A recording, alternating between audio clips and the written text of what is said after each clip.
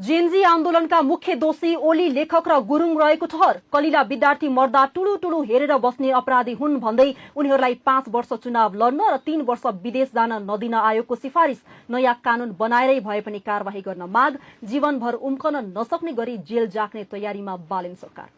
दर्शकबिन, गत भदौ 23 र 24 गते भएको जेनजी आन्दोलनका क्रममा भएको जनधनको क्षतिमा तत्कालीन प्रधानमन्त्री केपी शर्मा ओली, तत्कालीन गृहमन्त्री रमेश लेखक र संचार मन्त्री पृथ्वी सुब्बा गुरुङलाई राष्ट्रिय मानवाधिकार आयोगले दोषी ठहर गरेको छ। आयोगले गत भदौ 23 र 24 गतेको जेनजी आन्दोलनमा भएको मानवाधिकार उल्लङ्घन सम्बन्धमा तयार पारेको छानबिन समितिको प्रतिवेदनमा ओली, लेखक र गुरुङलाई दोषी ठहर गरेको हो। संविधानले दिएको अभिव्यक्ति स्वतन्त्रतामाथि नै आघात पुग्ने गरी विभिन्न सामाजिक सञ्जालमाथि गरिएको प्रतिबन्धको विषयलाई लिएर शुरू भएको आन्दोलन हिंसात्मक भई सुरक्षाकर्मीको गोली लागि भदौ 23 गते 19 जनाको मृत्यु भएको आयोगले प्रतिवेदनमा उल्लेख गरेको छ। उक्त कानूनमा 6 महिना कैद वा 3 लाख रुपैयाँ जरिवाना वा दुवै सजाय हुने व्यवस्था राख्न सिफारिस पनि गरिएको छ। आयोगले सिफारिस गरेका व्यक्तिका मुद्दा विशेष अदालतले हेर्ने व्यवस्था गर्न पनि सरकारलाई भनेको छ। राजनीतिक नियुक्ति वा निर्वाचन हुने जुनसुकै पदमा कम्तीमा 5 वर्षसम्मका लागि उम्मेद्वार हुन नमिल्ने